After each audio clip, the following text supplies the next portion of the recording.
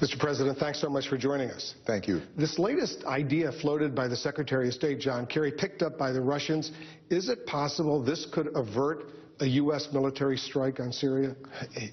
It's possible if it's real. And, I think it's certainly a positive development when the Russians and the Syrians both make gestures towards dealing with these chemical weapons. This is what we've been asking for, not just over the last week or the last month, but for the last couple of years, because these chemical weapons pose a significant threat to all nations and to the United States in particular. That's why 98% of humanity has said we don't use these. That protects our troops, and it protects children like the ones that we saw in those videos inside of Syria. So it is a potentially positive development. I have to say that it's unlikely that we would have arrived at that point where there were even public statements like that without a credible military threat to deal with the chemical weapons used inside of Syria. But we're going to run this to ground. And John Kerry and the rest of my national security team will engage with the Russians and the international community to see, can we arrive at something that is enforceable and serious.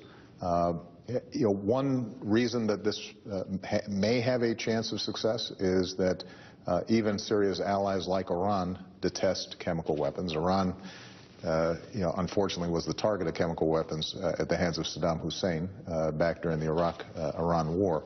And so we may be able to arrive at a consensus in which it doesn't solve the underlying problems of a civil war in Syria, but it does solve the problem that I'm trying to focus on right now, which is making sure that you don't have over 400 children gassed indiscriminately by these chemical weapons. Because Ban Ki-moon, the UN Secretary General, says not only control the stockpiles of chemical weapons, but then go ahead and destroy them. He's ready to take that to the UN Security Council. That's a lot better than deterring the Syrians from going ahead and using these chemical weapons. Absolutely, and that's why we're going to take this seriously.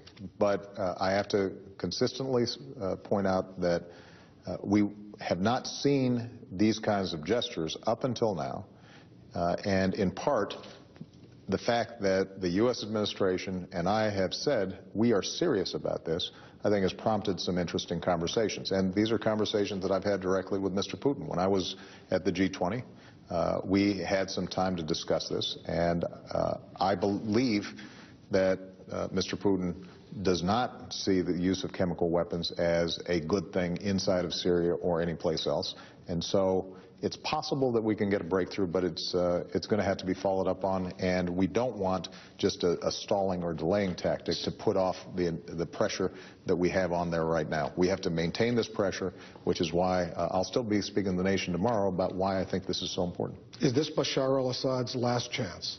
Well, I think that it is important for Assad to understand that the chemical weapons ban, which has been in place, is one that the entire civilized world just about respects and observes.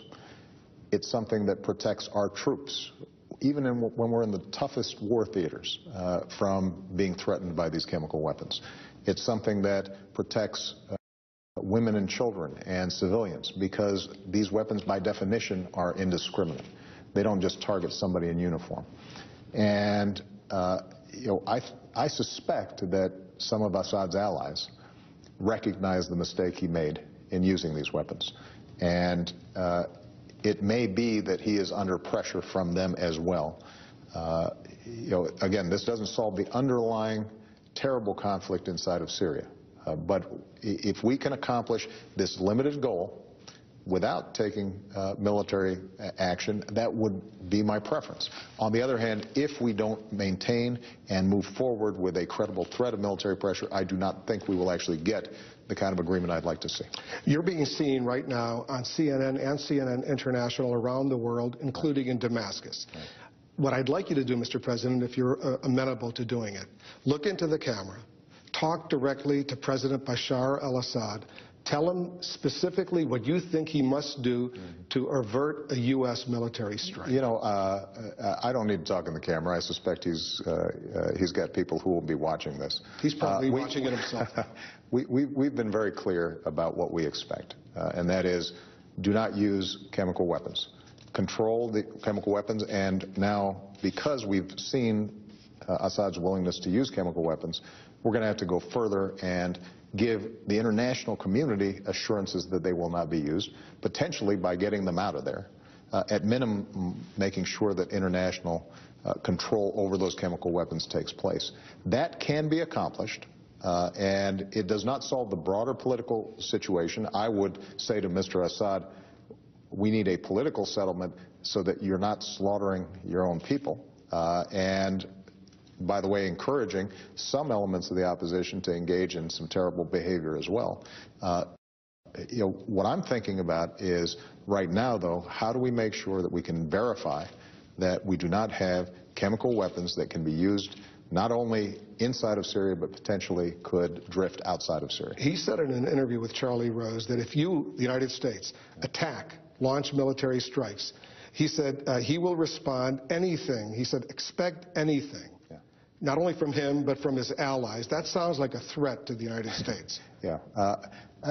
Mr. Assad doesn't have a lot of capability. He has capability relative to children.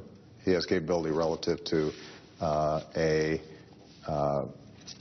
opposition that is still getting itself organized and are not professional trained fighters. He doesn't have a credible means to threaten the United States. His allies, Iran and Hezbollah, could potentially engage in asymmetrical strikes against us. But frankly, the kind of threats that they could pose against us are typical of the kinds of threats that we're dealing with around the world and that I've spoken of recently, which is embassies that are being threatened, U.S. personnel in the region. Those are threats that we deal with on an ongoing basis. They are always of concern. Obviously, we saw the situation in Yemen just a few weeks ago where we wanted to respond by getting some of our folks out of there. But the notion that Mr. Assad could significantly threaten the United States is just not the case.